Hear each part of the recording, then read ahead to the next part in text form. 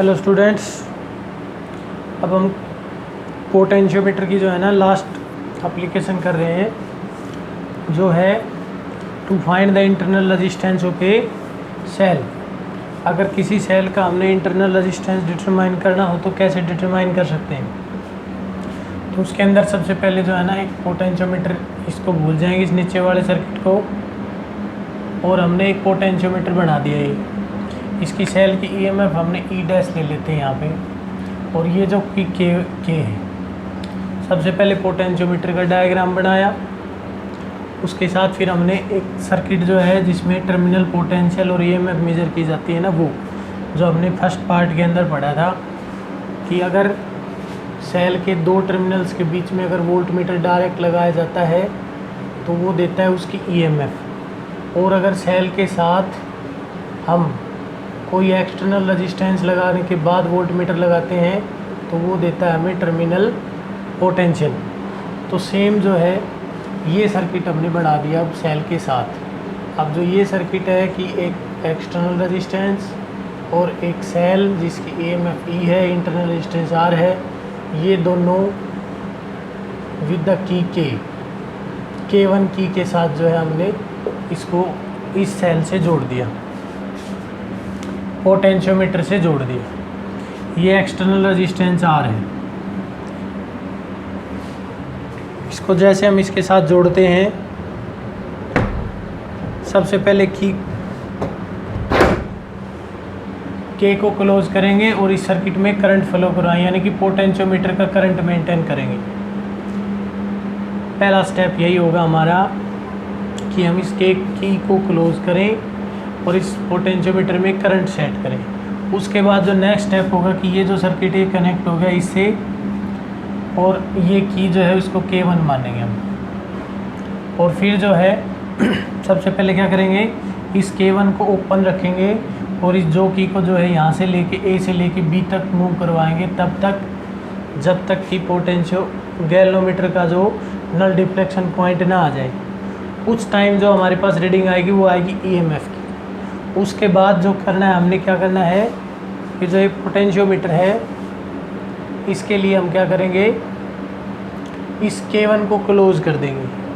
K1 की close होने के बाद अब हमारे पास ये रेजिस्टेंस इसके सर्किट में आ जाएगा, और फिर जब गैल्वेनोमीटर की इस जो की को यहाँ से लेके यहाँ तक प्रेस किया जाएगा, और कहाँ तक, जब तक नल डिफ्लेक्शन पॉइंट, जो सेकंड नल डिफ्लेक्शन पॉइंट आएगा वो देगा हमारे पास टर्मिनल पोटेंशियल। और वो टर्मिनल पोटेंशियल जो है और ईएमएफ से हम एक रिलेशन ड्राइव करेंगे जो इंटरनल रेजिस्टेंस Q1 होगा, जिससे हम इंटरनल रेजिस्टेंस डिटरमाइन कर सकते हैं। इंटरनल रेजिस्टेंस का जो फार्मूला होता है वो ये था, R = E - V/V × R।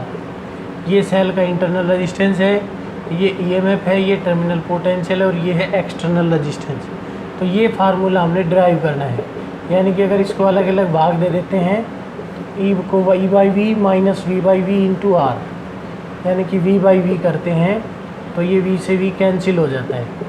इसका मतलब हमारे पास R का रिलेशन बनेगा E/V - 1 × R। इसके ऊपर भी इसके अकॉर्डिंग जो है ना हमने एक इंटरनल रेजिस्टेंस सेल का डिटरमाइन करना है।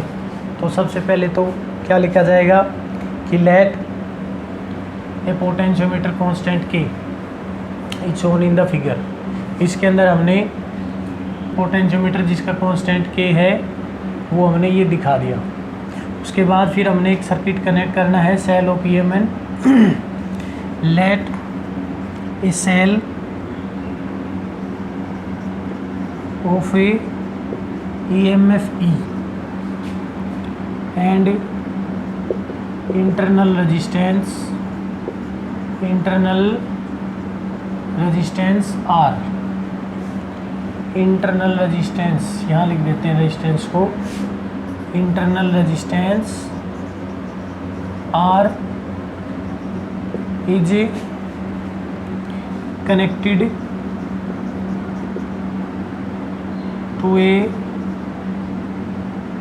To an external resistance R, and the circuit ये जो सर्किट है, circuit formed is connected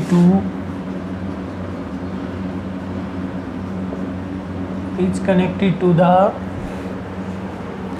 potentiometer of constant K as shown in figure.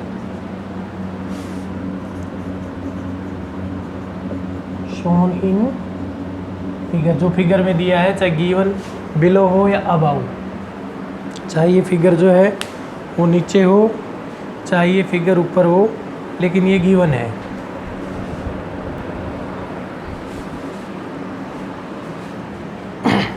Connected to potentiometer हो गया। उसके बाद हमने करना है, जो इसकी वर्किंग करनी है वो ये होगी, क्लोज की K1, ये इसकी वर्किंग, या समझो इसके जो प्रोसीजर है डिटरमाइन करने का वो यहाँ से स्टार्ट होगा। पहले पॉइंट में लिखेंगे क्लोज की K and set current, set या adjust current in potentiometer. Potentiometer के अंदर करंट को सेट करेंगे इसकी K को क्लोज करके, यानी कि इसकी को ये हमने क्लोज कर दी, रियोस्टेट को आगे पीछे करके, इसका रेजिस्टेंस फिक्स करके, और हमने जो है इसमें करंट सेट कर दिया। अब करंट जैसे फ्लो होने लग जाएगा पोटेंशियोमीटर में, तो वर्किंग करने के लिए तैयार है पोटेंशियोमीटर। दूसरा जो स्टेप होगा, कीपिंग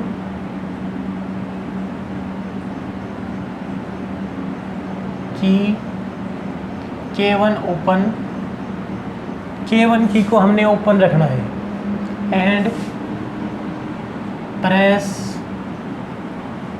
जो कि from A to B till point of null deflection. Null deflection के पॉइंट तक जो है, null deflection, let it B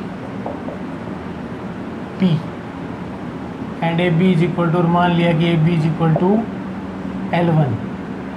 then अब जैसे हमने इस की को ओपन रखा हुआ है, इसका मतलब ये है कि ओनली ये जो सेल है हमारे पास, सिर्फ ये सेल सर्किट में है, और इसलिए सेल की EMF मेजर होगी। अब पहले केस में जब हमने जो की को यहाँ से लेके यहाँ तक, मान लिया इस P पॉइंट तक ले गए, और ये डिस्टेंस जो थी ना L1 के ऊपर जाके जो है यहाँ से इसकी जो नल डिफ्लेक्शन आ गया, तो ये P की वैल्यू हो जाएगी हमारे पास A to P L1 हो जाएगा। तो इसका मतलब सेल की EMF आ जाएगी हमारे पास E is equal to K L1। ये होगी क्वेश्चन नंबर 1। अब हम क्या करेंगे, इस की को क्लोज कर देंगे। जो थर्ड स्टेप होगा वो ये होगा, क्लोज की K1 एंड प्रेस जो कि again from A to B till point of null deflection. कहाँ तक है, till point of a null deflection. ये जो नल डिफ्लेक्शन का पॉइंट आएगा वहाँ तक जो है हमने वो करना है, मूव करना है। Let it be Q, let it be Q, मान लिया कि ये क्यू पॉइंट है, and A Q is equal to L2। Then अब जो इस की को क्लोज होने के बाद हमने जो की को यहाँ से लेके यहाँ तक प्रेस किया, और मान लिया कि ये पॉइंट क्यू के ऊपर जाके यहाँ पे आके इसका डिफ्लेक्शन 0 हो गया, तो ये जो डिस्टेंस है ए क्यू, ये मान लिया हमने L2।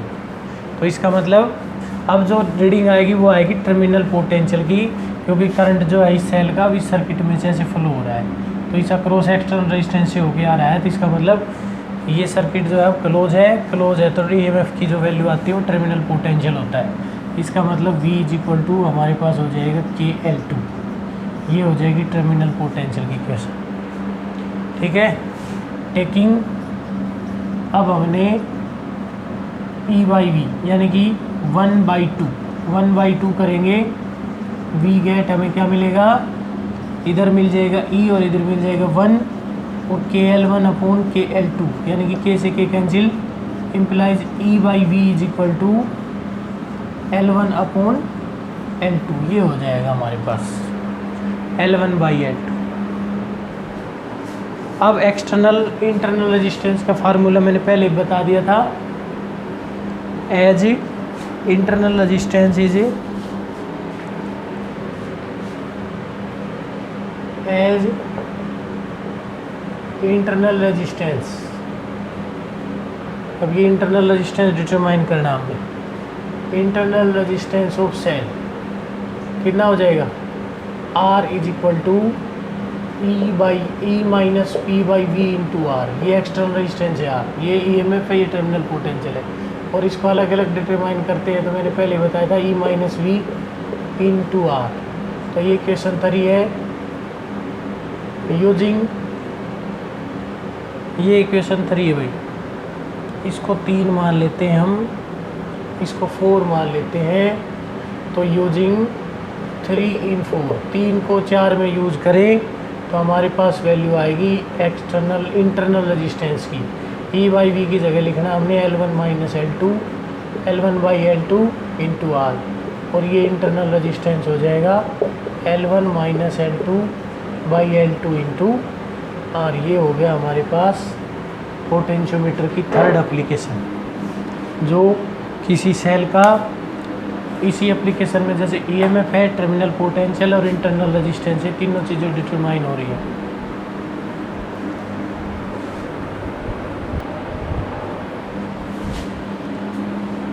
ये जो सर्किट गिवन है, ये हमारे पास एक पोटेंशियोमीटर है और इसके साथ जो कनेक्टेड है वो एक्सटर्नल रेजिस्टेंस के साथ एक सेल है जिसकी EMF की हरी आर है। मतलब ये पोटेंशियोमीटर वाला सर्किट हो गया और ये हो गया जो इससे कनेक्ट हो।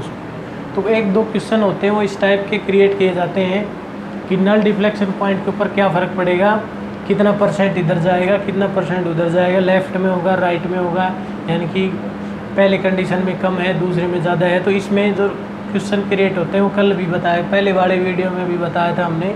वो जो कौन से हैं कि सबसे पहले तो पोटेंशियोमीटर के कांस्टेंट को देखो। पोटेंशियोमीटर कांस्टेंट होता है E/R + R इंटू R/L। मतलब ये जो E है ये इस सेल की EMF है, पोटेंशियोमीटर के सेल की। ये जो R है ये रियोस्टेट का रेजिस्टेंस है, और जो समाल R है ये इस वायर का रेजिस्टेंस है। तो इसका मतलब इस वायर में से करंट फ्लो हुआ इतना, वायर का रेजिस्टेंस R था तो पोटेंशियल ड्रॉप हुआ इतना पूरी वायर का, और उसको L से डिवाइड कर देंगे तो यूनिट लेंथ का पोटेंशियल ड्रॉप हो गया हमारे पास कितना, R/L। तो ये जो पोटेंशियोमीटर कांस्टेंट है, पोटेंशियल पर यूनिट लेंथ, तो एक इसके ऊपर क्वेश्चन बनता है और एक बनता है इस फार्मूले के ऊपर कि जैसे ये जो एक्सटर्नल सर्किट है इसमें ये एक्सटर्नल रेजिस्टेंस है, ये सेल है, ये इसका इंटरनल रेजिस्टेंस है। तो इस सेल का जो करंट होगा, जो मैक्सिमम करंट इस सर्किट में फ्लो हो रहा है, मैक्सिमम नहीं, current flowing in the circuit, maximum तो तब होगा जब एक्सटर्नल रेजिस्टेंस को 0 कर देंगे। ठीक है, तो I = E/R + R, ये इस सर्किट का करंट है। अगर इस की को क्लोज कर दिया जाए तो यानी कि ये करंट हो गया। अब जो टर्मिनल पोटेंशियल जो है वो होता है हमारे पास V = IR के बराबर। तो उस दोनों कंडीशन के अंदर सबसे पहले तो सिचुएशन आती है कि यदि एक स्टूडेंट जो है वो रियोस्टेट के रेजिस्टेंस की वैल्यू इंक्रीज़ कर दे, अगर इसकी वैल्यू इंक्रीज़ कर देता है तो इस सर्किट में सेल की EMF के ऊपर या डिफ्लेक्शन पॉइंट के ऊपर क्या फ़र्क पड़ेगा। यानी कि इस की को क्लोज रखें और इसको हम जो है इस रियोस्टेट के RS की रेजिस्टेंस यानी कि रेजिस्टेंस ऑफ पोटेंशियोमीटर जो है वो चेंज हो जाए, यानी कि एक्सटर्नल रेजिस्टेंस ऑफ पोटेंशियोमीटर। अगर इस R की वैल्यू यहाँ से चेंज हो जाती है तो हमारे पास K की वैल्यू कम हो जाएगी, क्योंकि अगर ये इंक्रीज़ हो जाती है तो K की वैल्यू डिक्रीज़ हो जाएगी।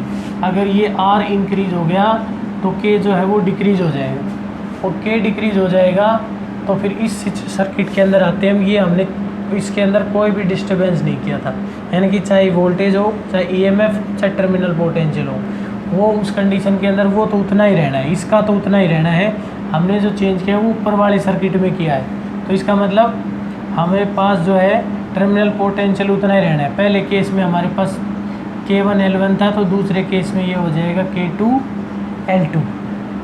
अब हमने इस K को डिक्रीज़ कर दिया, तो इसका मतलब K2 की वैल्यू जो है L2 की वैल्यू निकालनी हमने, K2 जो है वो पहले वाले से कम हो गया, इसका मतलब K2 लेस देन हो गया K1, K2 less than K1, क्योंकि हमने इस R को इंक्रीज़ किया था। तो K2 लेस देन K1 हो गया, यानी कि K1 अपॉन K2। इसका मतलब ये हुआ कि K1 बाई K2 जो है, K2 लेस देन K1 है, तो K1 by K2 greater than 1, और लिख सकते हैं K2 by K1 less than 1। उल्टा करें तो लेस देन 1 हो जाएगा। अब यहाँ पे हमने K2 L2 is equal to K1 L1, हमने L2 की वैल्यू निकालनी है, तो यहाँ से आ जाएगा K1 upon K2 into L1। अब जो K1 बाई K2 है वो ग्रेटर देन 1 है, इसका मतलब L2 by L1 greater than 1, या L2 बाई L1 का रिलेशन ही निकालना। L2 by L1 is equal to K1 upon K2, L1 को हम इधर लिया है, तो L2 by L1 is equal to K1 upon K2। अब जो K1 upon K2 greater than 1 हो गया, क्योंकि दूसरा जो पोटेंशियोमीटर कांस्टेंट है इसको इंक्रीज करने के बाद कम हो गया, डिक्रीज हो गया, तो इसका मतलब ये हुआ कि ये अगर ग्रेटर देन 1 है तो L2 by L1 greater than 1, इसका मतलब L2 ग्रेटर देन L1। मतलब ये हुआ कि डिफ्लेक्शन पॉइंट जो है वो राइट में डिफ्लेक्ट हो जाएगा। कितना डिफ्लेक्ट होगा ये भी निकाल सकते हैं कि अगर पहला डिफ्लेक्शन पॉइंट गिवन है तो ऐसी सिचुएशन आती है। फिर ये कहा जाएगा कि इस की को जो है ना, ऊपर वाले सर्किट को हमने एज इट इज रखा है, इस की को जो है ना, इस रेजिस्टेंस को चेंज कर दिया हमने R को। Then what will be the deflection point for the EMF of the cell and the terminal potential of the cell, दोनों के लिए क्या फ़र्क पड़ेगा। अब हम नीचे वाले सर्किट में आते हैं और इसकी वैल्यू को इंक्रीज़ करते हैं। जैसे इसकी वैल्यू इंक्रीज़ होगी एक्सटर्नल सर्किट में, इस सर्किट में नीचे वाले में, तो I is equal to E upon R की वैल्यू इंक्रीज़ हो जाएगी, तो इसका मतलब नीचे वाला रेजिस्टेंस इंक्रीज़ हो जाएगा। सेल की EMF तो उतनी है, अगर ये इंक्रीज़ हो गया तो इसका मतलब I इंक्रीज़ हो गया, I इंक्रीज़ हो गया, I डिक्रीज़ हो गया, नीचे वाला डिनोमिनेटर इंक्रीज़ हो जाएगा, R प्लस R जो है वो बढ़ जाएगा, R प्लस R बढ़ जाएगा तो I की वैल्यू बढ़ जाएगी, और I की वैल्यू घट जाएगी तो इसका मतलब V is equal to IR। External resistance इसके ऊपर इफेक्ट पड़ेगा, लेकिन इसके प्रोपोर्शनल पड़ेगा भाई, क्योंकि I is equal to V is equal to IR होता है, और I की वैल्यू हमारे पास ये थी E upon R into R, R into R, तो इसका मतलब ये भी बढ़ गया, ये नीचे वाला पार्ट बढ़ गया, तो इसका ये भी तो हमने बढ़ा, इंक्रीज़ किया है, तो इसके प्रोपोर्शन के अकॉर्डिंग इफेक्ट पड़ेगा, लेकिन ये जो है घटेगा। इफेक्ट जो है इस टाइप का होता है कि ये घटेगा। इसको एक एग्जांपल लेके कर सकते हैं कि मान लिया हमारे पास जो EMF है वो सेल की 50 वोल्ट है, और पहले जो एक्सटर्नल रेजिस्टेंस था वो हमारे पास था 100 ओम का, और इंटरनल रेजिस्टेंस था 20 ओम का, यानी कि पहले वाला रेजिस्टेंस था हमारे पास 120, और इसको ले लेते हैं हम 60 ले लेते हैं फिक्स करने के लिए। अब हमने क्या किया कि जो ये करंट की वैल्यू अगर इस फार्मूले से डिटरमाइन करें तो पहले कितनी थी, पहले थी हमारे पास E upon R plus R, यानी कि 60 अपॉन 100 प्लस 20, यानी कि 60 बाई 120, तो ये हो गया 0.5 एम्पियर, और टर्मिनल पोटेंशियल की वैल्यू IR के बराबर होती है, तो इसका मतलब 0.5 इंटू 100, इसकी वैल्यू आ जाएगी 50 वोल्ट। पहली वाली EMF 50 वोल्ट आ गई भाई। हमने सेल की EMF जो है वो 60 वोल्ट ली है, इंटरनल रेजिस्टेंस 20 लिया है, एक्सटर्नल लिया था 100, तो फर्स्ट कंडीशन में अकॉर्डिंग टू दिस करंट आ गया हमारे पास 60 बाई 120, यानी कि 0.5 एम्पियर, और इस 0.5 एम्पियर को एक्सटर्नल रेजिस्टेंस यानी कि टर्मिनल पोटेंशियल के फार्मूले में रखेंगे, तो हमारे पास टर्मिनल पोटेंशियल हो जाएगा 50 वोल्ट। अब टर्मिनल पोटेंशियल 50 वोल्ट है, फिर हम क्या करते हैं, R को इंक्रीज़ कर देते हैं। मान लिया कि हमने R को इंक्रीज़ कर दिया 20 से, यानी कि 120 कर दिया या 130 कर दिया मान लीजिए, तो अगर हमने R को 130 कर दिया तो अब नया करंट जो है वो कितना हो जाएगा, EMF तो उतनी रहेगी, 60 के करीब ही रहेगी, और नया जो ये जो एक्सटर्नल रेजिस्टेंस है ये R, इसकी वैल्यू हमने कर दी है 130 130 कर दी, और इंटरनल रेजिस्टेंस तो उतना ही है। अब ये हो गया 60/150, इसका मतलब ये हो गया हमारे पास 2/3 2/5, यानी कि अब आई की वैल्यू होगी हमारे पास 0.4 एम्पियर और पहले थी 0.5 एम्पियर। तो वी की वैल्यू देखते हैं, वी की वैल्यू आई आर के बराबर होती है, तो 0.4 और इसको मल्टीप्लाई करेंगे 130 से, तो ये हो जाएगा 52 वोल्ट। ये 52 वोल्ट हो गया। पहले जो टर्मिनल पोटेंशियल था वो कितना था, 50 वोल्ट था, अब ये हो गया 52 वोल्ट। इसका मतलब ये है कि अगर इस आर को इंक्रीज़ किया जाता है तो सर्किट का टर्मिनल पोटेंशियल तो इंक्रीज़ होता है, और सर्किट का अगर टर्मिनल पोटेंशियल इंक्रीज़ होता है तो नल डिफ्लेक्शन पॉइंट जो है के तो उतना ही था, के उस कंडीशन में ही है, हमने ऊपर वाले सर्किट को तो छेड़ा ही नहीं है।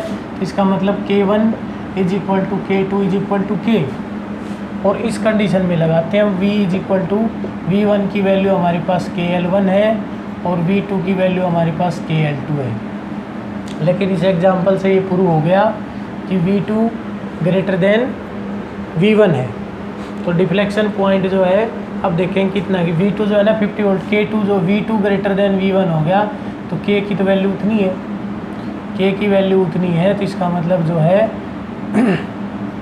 L2 = हो गया हमारे पास V2/K2, और जो L1 था वो था हमारे पास V1/K1, लेकिन ये दोनों सेम है, L1 को यहीं लिख सकते हैं हम V1/K1।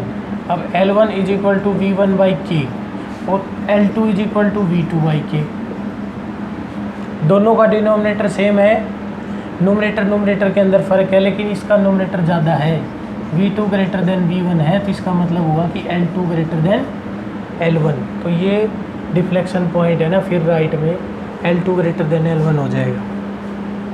इसका जो रिज़ल्ट आएगा हमारे पास वो ज़्यादा होगा, इसका रिज़ल्ट जो आएगा वो कम होगा। तो इस कंडीशन के अंदर जब ऊपर वाले सर्किट में कोई चेंज नहीं होता है, नीचे वाले सर्किट में इस आर की वैल्यू बढ़े तो इंटरनल एक्सटर्नल रेजिस्टेंस जो है वो इंक्रीज़ करें तो डिफ्लेक्शन पॉइंट जो है वो आगे जाएगा, क्योंकि टर्मिनल पोटेंशियल बढ़ जाता है। और अगर इंटरनल रेजिस्टेंस में चेंज होता है, सेल के इंटरनल रेजिस्टेंस में मान लिया कि वहाँ पे भी चेंज हो जाए, तो जो करंट के अंदर जो है ना कमी आएगी, करंट तो डिक्रीज़ होगा, लेकिन एक्सटर्नल रेजिस्टेंस के ऊपर कोई फ़र्क नहीं है, तो इसका मतलब टर्मिनल पोटेंशियल घट जाएगा। अब K वहीं पर है हमारे पास, K में कोई चेंज नहीं हुआ, टर्मिनल पोटेंशियल घट गया, इसका मतलब ये अभी डिफ्लेक्शन पॉइंट अभी कम हो जाएगा। उस कंडीशन में K की वैल्यू सेम रहेगी, लेकिन V2 > V1 हो जाएगा।